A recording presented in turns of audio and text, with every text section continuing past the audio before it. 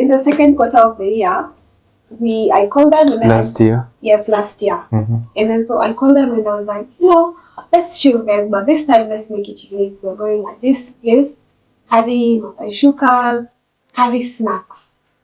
We mwanaume ni mtu mfani. Aman kama ni mfani. So hapo kwa snacks uliaribu. Hapo kwa snacks niliaribu because it was so funny because they were knowing and then saying, Naomi tumekaa mkidhani XYZ atabeba snacks. XYZ is pointing like XYZ is another man. Yes. So the friend group. The friend group. As a woman, sometimes you can go to work and be like, hey, I don't feel like I have the energy to work. Like I'm not enthusiastic. And you just find somebody somewhere holding that space for you until the day is over. But I don't believe if a man comes into work and says, today I don't have the energy to go through today, if somebody can choose to hold them for that space, they will, like, in our national house will be like, umeachwa. Hutaki kazi. Ama hujapewa, sindio? Like, certain things, you see, like, it will be banter. It won't be like, maybe he's serious. It will be a lot of banter and then when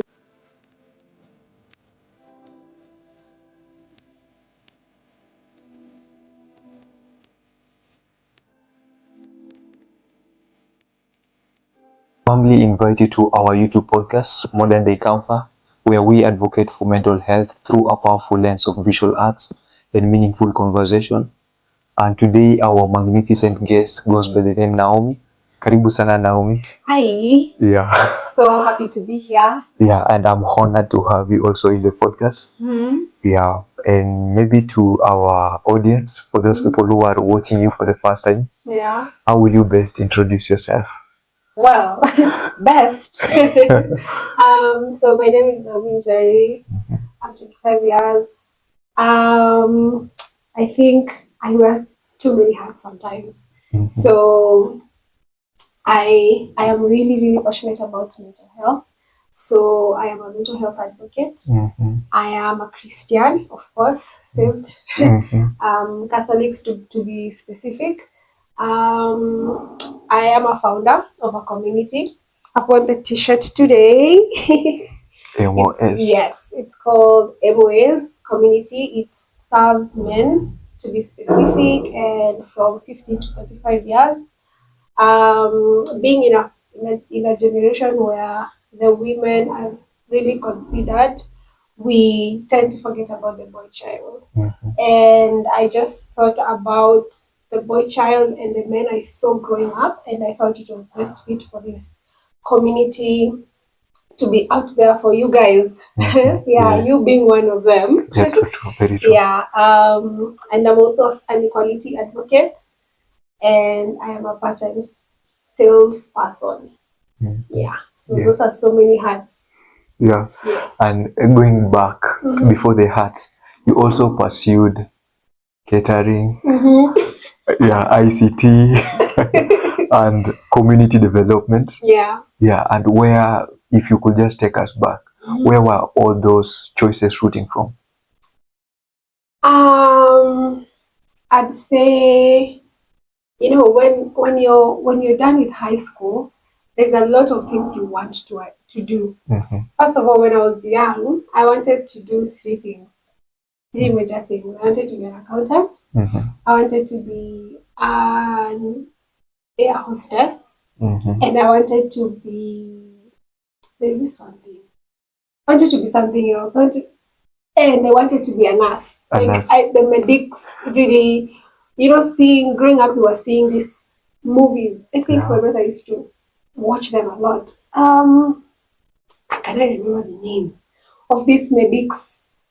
Who, like the whites, the movie, I've forgotten the name. When I remember, I'll let you know throughout the podcast. So I wanted to be these three things when I grow up. And when I was done with high school, I was called to 3 amazing universities that offered the 3 different courses. So I was called to the women's university that is in along Langata. I don't remember the name.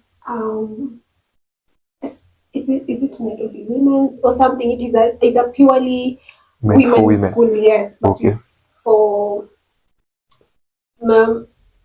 nursing and those kind of courses. And then I was called to Chuka University to do project management. And I've forgotten the next one. I've forgotten so many things. It was a long time ago. When was it? I see. So when I was done, and then so my mom didn't have enough tuition fee to take me through the whole year. And then I sat and thought, I was like, so my mom was suggesting, just go to Chuka, but I was very tired because the one in Langata had like a good offer, so I really wanted to go to that one. And at that point, I'm like, yay, I'm going to do that course. I'm so happy. And then, so my mom didn't have enough tuition money for the whole year. And for me, in the way that I've grown up, I would feel safe if we had enough tuition money for just the whole year. Because if I start to transition into the next term, not knowing how I'm going to pay the tuition fee, then I'm going to be one foot in, one foot out. And that won't be good for me. My anxiety levels will be away from. So I just suggested to my mom, let's do this. Let me wait as you look for the tuition money. And then she said, okay, are you okay? Your friends are going to school. You'll be the one who's maybe at home all the time. Are you really sure that you're going to do this? And I was like, yeah, it's better for me to wait than to step into it, not having a strategy. So September, people are going to school, and then it gets to December, and then January is here. And I'm just thinking, what am I gonna do? So in December, a friend of my mom's used to go to that NGO to volunteer, and so they opened now slots.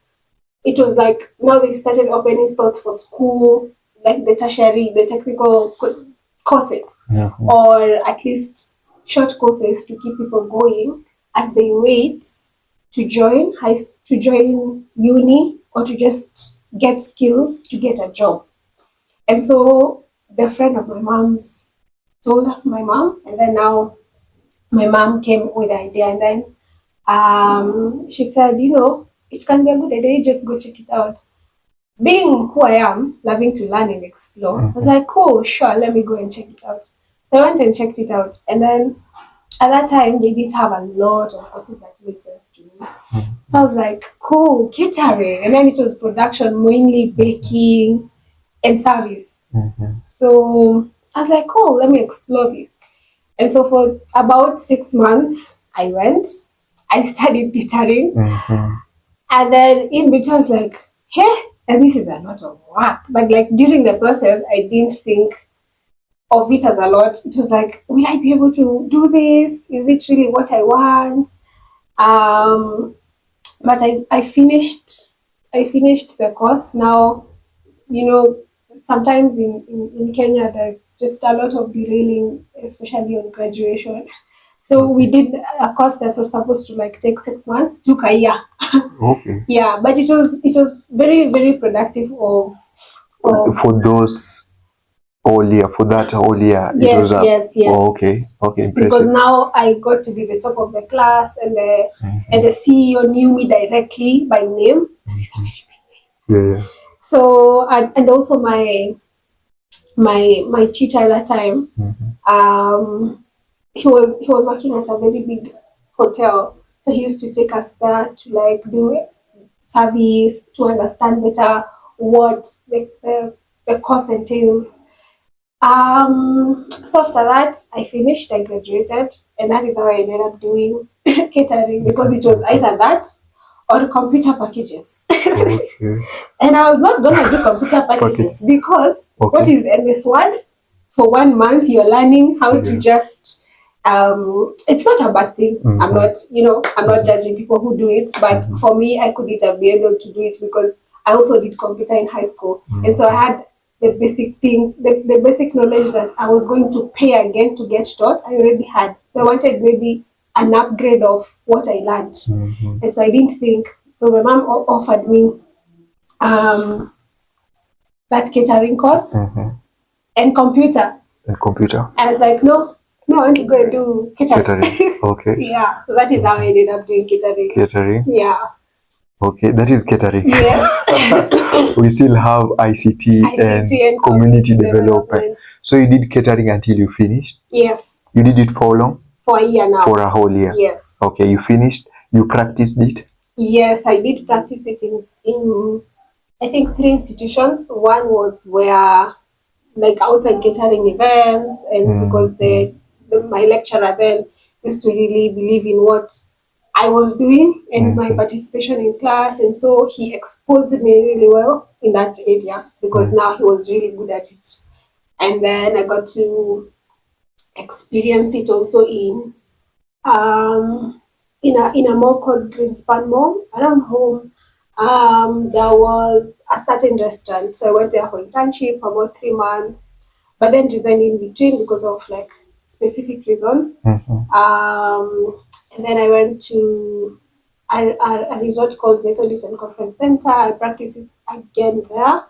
And then my final place, which I worked in regards to that, was at Cafe Coffee and Bakery. Okay. Yeah, so that was the end of me practicing catering.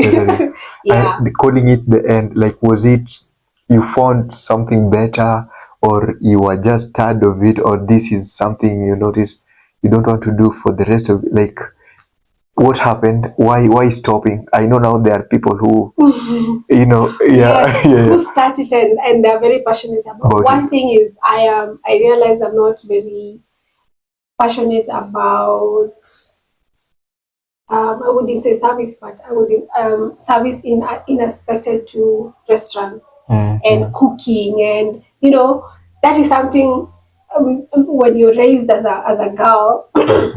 They always remind you you're accustomed to, you must know how to cook, you must know how to. But yes, I know, but I don't really fancy or see myself every time in the kitchen. See, like it's not something I don't want it. I don't want to misplace words on this, but it's just something that I feel like it's not working for me, and because I'm also young and open to and have those opportunities where I could explore and now stick to something that I understand maybe it's my purpose. I had to go through that so that I can know why it's not for me. So it's not until the end, but it's just something I did, and I did it to the end. Like I followed it through, but it's not also something that I envision myself doing for the rest part of my life. But it was a really key thing to who I am today and to where I am, because as a young person coming from high school, you don't have any experience. It created an experience for me, especially moving from um, restaurant to restaurant. It really builds your CV, especially in certain things called sales and service, because sales, it just cuts across. Wherever you did sales, you have that experience of talking to people, interacting with people, working in areas where there are a lot of pressure. But it's just something that I explored and I really did enjoy when it lasted. But what I learned is this is not my purpose, and I don't bloom well in that environment. That is why it had to stop. So I had to stop exposing myself to those kind of environments. Which came first between ICT? Which came later after catering, between ICT and community development? So ICT, catering and ICT almost came about the same time. So when I was, after a year I graduated, now I started working.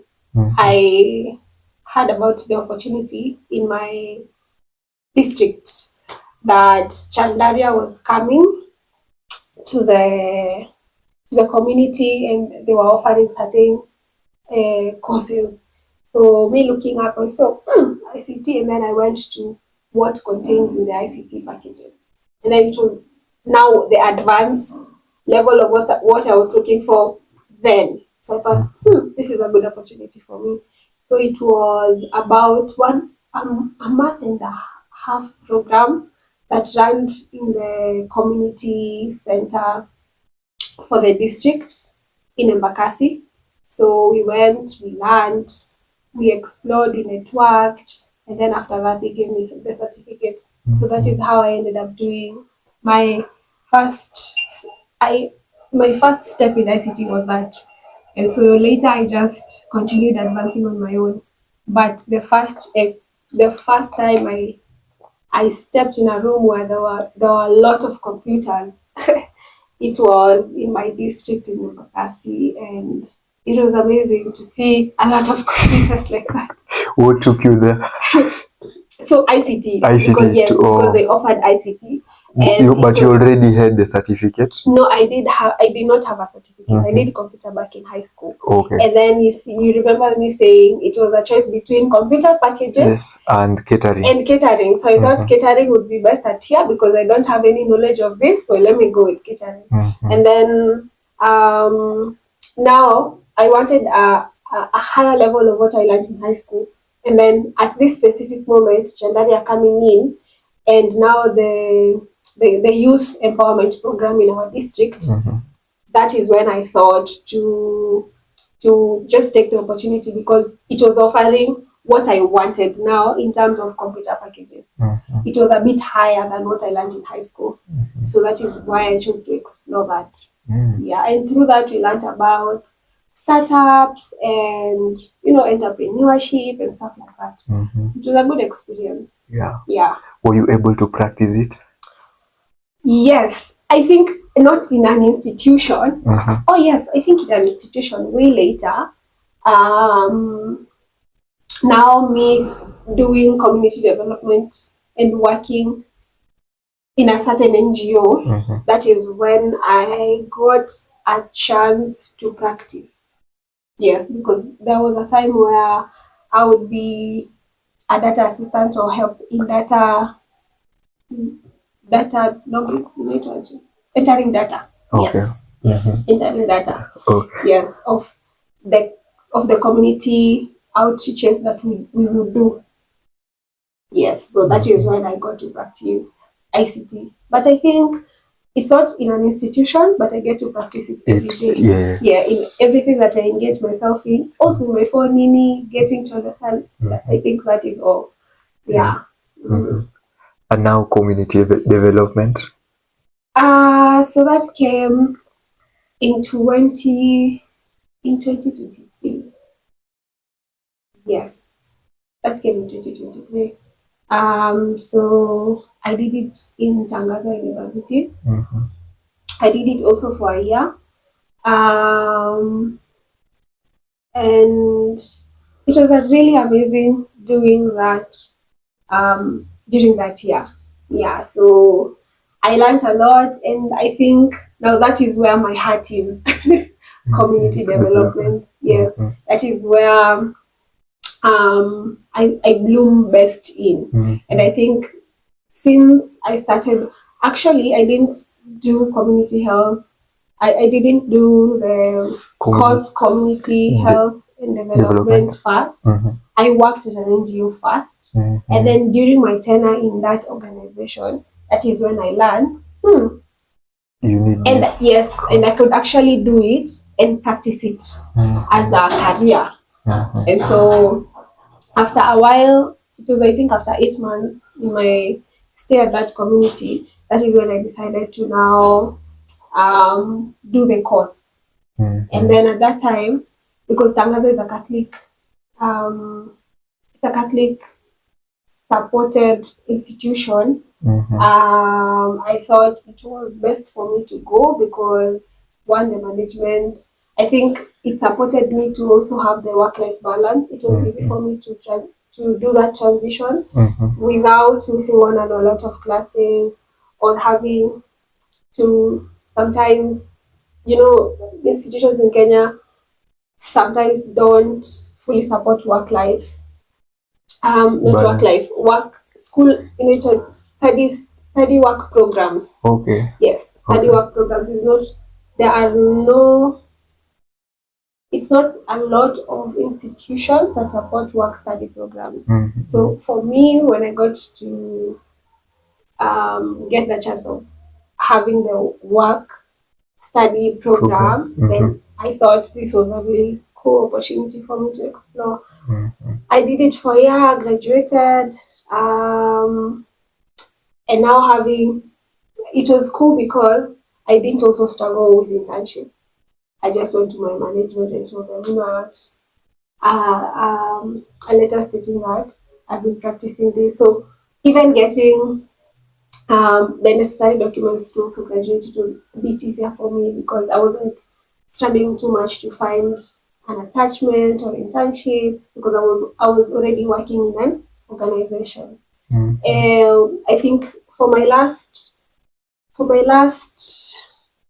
term or last semester before I graduated, that is when I now moved to a public hospital institution because we were required to study some few things from that aspect in the mother to child wards, the people who are coming for postnatal ANCs and stuff like that.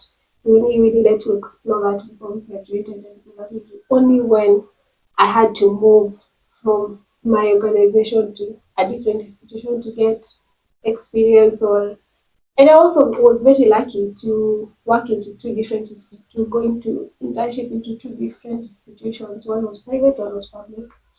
So it really expounded my knowledge and experience because private and public hospitals work very different. Differently. Yes. So that was also a very good opportunity for me to explore now. That is why I am also in between now because of AI and everything. I got a chance to study that as well. I love to study, I think. So I wouldn't sit somewhere without knowledge and I would want to just explore and learn. And that is why I have so many different Fields of yes, fields studies. of studies, Yeah. yeah. Amazing, amazing. And when you were quitting catering, you said like that was something that you couldn't envision yourself maybe in the near future. Yeah. And like this statement, it's rooting from also like you understanding what your purpose and your passion. And out of curiosity, at what point in life did that start mattering to you? And what is your relationship with them? Purpose and passion. Um that is a good question. I think even when I was just realizing that I wanted to quit production and service in aspects to catering, I didn't know. I didn't know what my purpose was. I was like also young. Okay, I'm still young, but I was just early in my 20s. I was like I was in an unknown phase, but what I knew was I don't want to continue doing this. Yes, that was like what was powerful in that phase. So I visualized life as seasons. And I usually tell my peers, explore, you have the chance, quit that job, go into that job, or do this thing because you won't understand the experience better than experiencing it. Okay, the good things though, not the good. Yeah. Like if you want to go to do that course, do it. If you want to go to do that career, do it. If you want, like you have your life is so limitless for you to explore so that you can fully understand when you choose a certain path why you need to stick to that path because also you've seen why the different things don't work for you. So back to your question is I think I didn't know and I did and yes I have been knowing throughout my life what my purpose is because I've been in different situations where I feel, okay, this is what stands out most, this is what is powerful to me, this is what works for me, but I wouldn't have said those things with words like put words into, this is my purpose or this is what I'm supposed to be doing. I have been a very different being since I was young. My mom used to tell me I could observe certain things from afar. I was very keen on how I moved. I was very keen on how I engaged myself even with other children. So what I knew was, in a group of 10 people, I am not like them. And carrying that with me and deciding or trying to understand what my purpose is, then I know my purpose is, and my purpose and passion is not of the same kind of the rest of the people or my peers around me. So if today I come and say I want to do this, most of my peers won't be doing it. Like, let's say, going with the trend of things. I could be a late bloomer on that. Maybe they're doing an TikToks.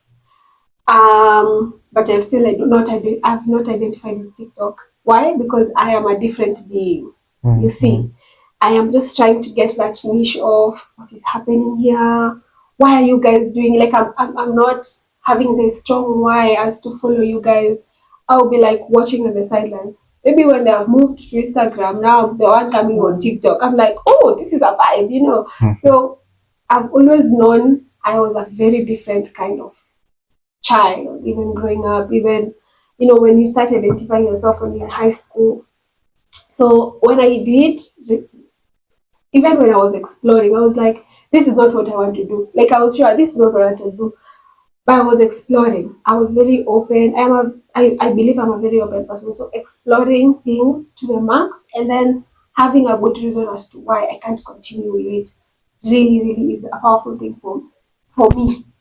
You see, so if I go through, when I went through that, and I got so many challenges in between. Sometimes, if it was maybe, let's say, bad leadership or wrong people being put in very, very important positions, that really frustrates the system, you see.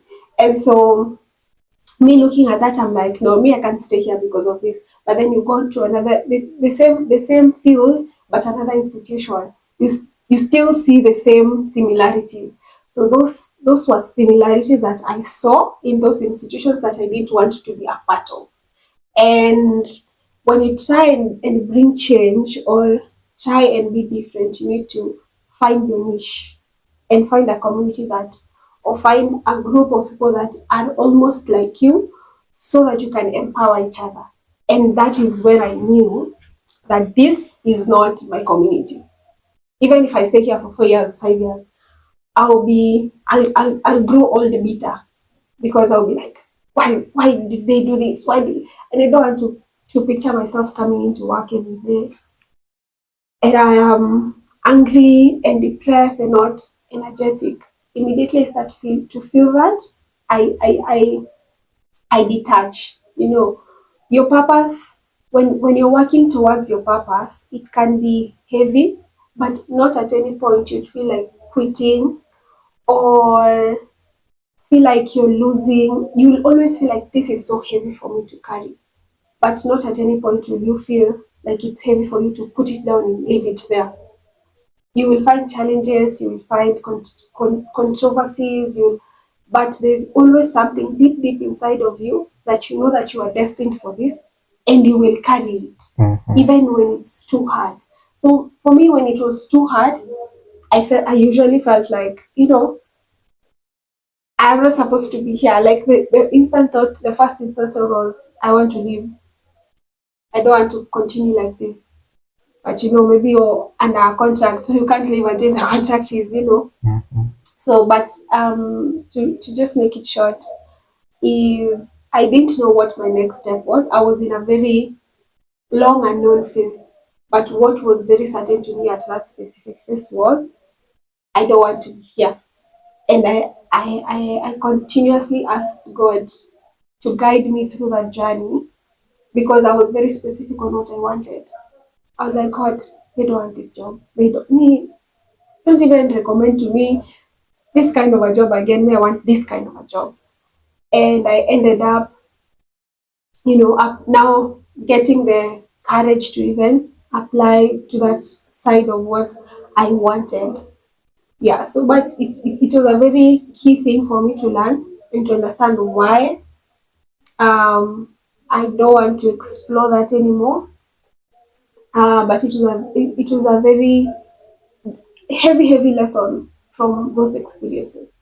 Yeah. And I think I don't look at the same people who do the same job like normal people do, because I think I know and understand their struggles sometimes.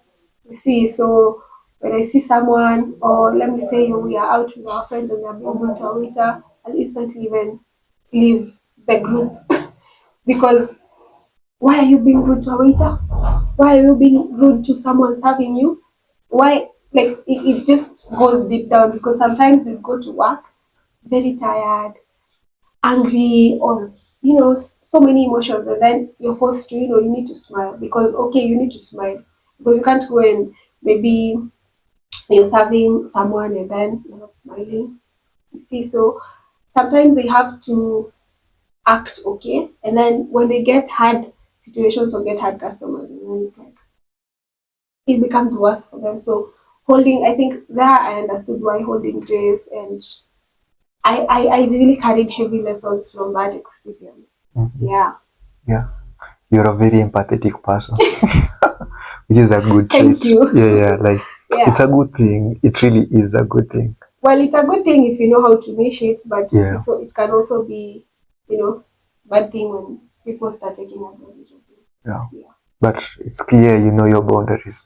You've said no to even something that funds your life, like, So if you can say Yes, no just for the imagine sake I of, was resigning without even knowing where I was going. exactly. So Yeah. if you can say no to something like that, I feel like your boundary is clear. Utaki mchezo na your purpose and things you're passionate about, things that fulfill you. I Yeah. feel like we have like levels of life, even relationship wise.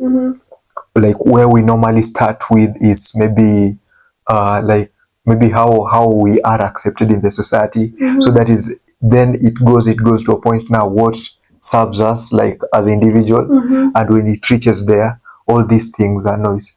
So like nikiona someone is saying no to things that is like for the sake of following their purpose, yeah, I don't have to question about their boundaries. Najua like they have it. So nikisema you are very empathetic, Yeah. it's coming from an informed place. Oh, okay. Thank you. Yeah, Thank yeah, you. I'll take it as a good compliment. yeah. You're welcome, Yeah. Naomi. Yeah. What is MOS? So, could I start with a bit of background of what influence is, or just start immediately of what it is now? Everything we need to know about MOS. Not everything, but the important parts you need to know. Yeah, yeah, yeah. So MOA. So in my tenure of life, I've said I've believed always to believe in different things, to always fight for different things, to always fight for equality. And then when I say equality, it means, you know, when God created us, He gave a man a role and He gave a woman a role. And so I've always been a very big believer of those roles. It might sound a bit different, but if we train and create an environment where our our boys are raised well, then when they are in their teenage ages and their adulthood ages, then they will be able to implement what they saw growing up. Because most of us are just a product of who we were when we were growing up, or our experiences. Sometimes that is why we react a certain way, and then we said, it's because of my past, you know. And so I just wanted a community where it embraces your past, your current, and redefines your future. And on my different transitions, yes, I had very, very good communities, but I still felt they were not they were not focusing on the challenge that the as not even Kenya, but as the African countries we face as teenagers, as young adults. You know, those transitions are very heavy sometimes. So I really wanted a niche of a community where you are fully accepted with your weird energy. You see, you come there, you don't know what you want to do. We don't force you to know.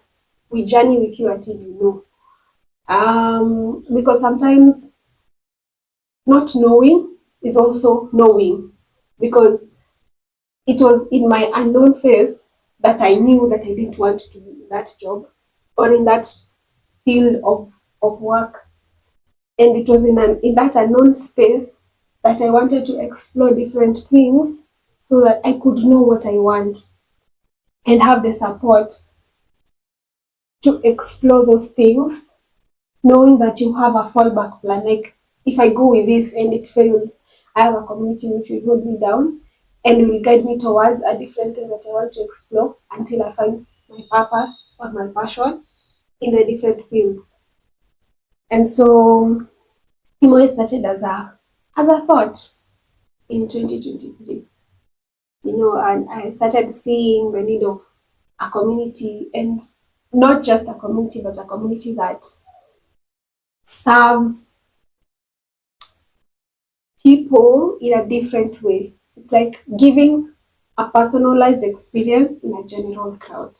You see, sometimes when you go to church and um, either your pastor or the clergy is leading the service, and then they start saying some certain things, and you're like, hey, naoni leo ananiongelelea because why is he looking at me? And maybe he's not. It's just that you're making eye contact with him and you feel like he's really there for you at that specific moment. Like, he is not even talking to everyone. He's like speaking to you, relaying experiences or examples to certain things that maybe you're going through. That is him giving you a personalized experience in a general, in a whole church, right? Or in where you find most um enjoyment in your different space. You see, because not everybody goes to church. At least we all have our different beliefs. And also that being a Christian and then leading a community where you also accept people who have different faiths and not forcing them to convert, because you can't force someone to. There are certain things you can't force on someone. You just have to slowly and warm up to them on their own time. So it started as a thought in 2023. And then early in 2024, I started telling my guy friends. For some weird reason, I usually have so many men who are who are like my friends. Okay. I have women. Of course, I have a very strong girl squad that is very needed. You're a girl or a woman watching this, very, very needed. The ones that hold you down, in every journey that you're in every phase, in every season. And then I have also male friends. And also for some for some weird reasons, in most of all the places that I've worked, I usually have very, very good guy friends.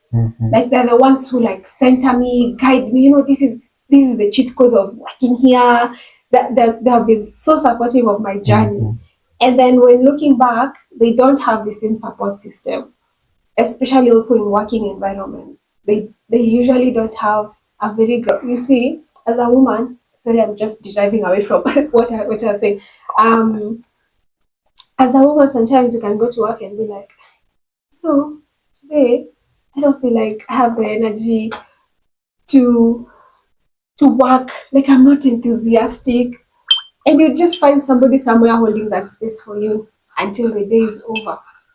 But I don't believe if a man comes into work and says, today I don't have the energy to go through today, if somebody can choose to hold them for that space, they would, like, in our national class will be like, I umeachwa. Utaki kazi. Ama ujapewa, si ndio? Like certain things, you see, like it will be banter. It won't be like maybe he's serious. It will be a lot of banter, and then they will leave also laughing, but in deep sense, maybe they are really struggling to get through the day. So I just reached out to my few friends, and then I told them, I'm like, I'm having this session. Could you just come? We chill, we talk. And so it was not a big deal. So we went to chill, we talked. I had some few questions I asked them. It was like a picnic, after church. So these friends that you are inviting are people from the church? Not really. Some were from church, some were from, away from church. Maybe we were in school together, or we met at a certain point and we became good friends. And so I was just asking them if they are cool for them to come. We hung out. Actually, it was not at this is something, like I know me, we chill for a bit, catch up, we see how life is. But they didn't know I had prepared a few questions for them. Yeah. And it didn't have a name then? No, it did not even have a vision. It was just, let me just call them with chill. But in deep sense, I just wanted for them to realize that I have their backs. Like, I got you, my guys. Because I know you, when I call you when I'm in deep trouble, then you'll pull me through. I just want you to remember that I always have your back. Like, we are good friends, you see. And so they came, we hung out with also a few girls, and then it became a whole debate, nyinyi mko hivi, nisiko hivi. So it was fun. But during the whole time, I did not even steer the conversation. I just asked 3 questions. Before even I asked the 4th one, things were like all over the place, like people, not in a bad way, like people were just, getting intense. No, it's like this, you don't hold space for us, and it's like this, you guys don't, you're not emotional. You just want to be like this. So there were, a bit of controversial conversation, but it was good because I saw it happening, and I was like, okay, so this is what is happening. I didn't know. Like, you always have an idea, but until certain things happen, so that you see the direction of how bad it is. Somebody can come and tell you, maybe I'm having a bad day, but until you know how bad the day is, you can't wait. So we had a conversation. It was good. We chilled, took a bit of photos, and then went home. And so the next one, I was intentional about it. I still didn't have a name. It was like, I want a community. So this is a community without the emo's name. And so the next one was very intentional. So I asked them. How long was it after the first one? Was it like in the same month? It was not in the same month. The first one happened, I think, in around February, March there, and then the next one this happened. Year? No, last year. Year. In 2024 now. The first one happened in the first quarter, and then the second event now happened in the second quarter. After a while, I had saved up money, and then let's go, guys. So, but they're just they're my homeboys, so I called them again. It's been a long time since the last time, and I think most of them did really have a good time on the other. It was like a way of unpacking emotions, but in a fun way. But then also I realized sometimes they don't just share. I think it was also because they were my friends, so they found we already have a rapport. But if the second event we had like new guys, they didn't share anything that really was impactful, that you'd know who they are. So that was now the learning point of what I should structure the community to look like. And so in the second quarter of the year, I called them, and then last year. Yes, last year. And then so I called them, and I was like, let's chill, guys, but this time let's make it unique. We're going at this place, carry Masai shukas, carry snacks. We mwanaume ni mtu mfani. Aman is someone who's funny. So hapo kwa snacks uliharibu. Because it was so funny because they were coming knowing and then saying, Naomi tumekaa nikidhani XYZ atabeba snacks. Unaona? XYZ is pointing like XYZ is another man. Yes. So the friend group. The friend group. You know, I thought XYZ was gonna carry, Mhm. and then XYZ said, "No, I thought he was gonna carry." So we ended up with like one Masai sugar that I carried. Mhm. I think it was two from me and my female friend who were carrying, and snacks that I was carrying and my female friend. Like the two new gentlemen, like they carried food. Mhm. These other people, they had money. They're like, "No, Miss, we just send you. You go for go for something. We buy, we eat." From what I'm getting, the reason also that they didn't come with their snacks, not even financial capability. Yes. It was just like a stereo. Thing, yes. Okay. How can I know this? How can I even carry a bag that inside has a Masai sugar And some clips. And some trees. Like Queen cakes. masculinity can't allow. Imagine I enter supermarket, I'm shopping for these things, coming for a picture. Sasa ungetuambia tukutumie pesa utununulie because we carry. The masculinity in itself. They were like, so it was such a funny thing of learning how heavy that can be for a man. I do have brothers, and sometimes when we used to travel when we were young, he always wanted his bag to be very light. And then he would be, no, me Nike because they do want to carry. But when you are young, we're like, okay, ni sawa. But then growing up seeing it, you see, okay, now this thing is real. They don't want to carry things. So during that time, we ended up, okay, we had enough to just serve us for when we were there, but they didn't carry. So when we were just transiting back home, they had to buy for us something to compensate because they didn't have, they ate our fruits and they were supposed to come with it. So it was a potluck event. Potluck means different people, you come with your food, food, then we share. So that was one learning thing, and then understanding how masculinity is for a man. So we navigated that conversation and a lot of other things. I for that, because I was intentional planning it, I was expecting a bit of a high number, but we just came around 8-9 there.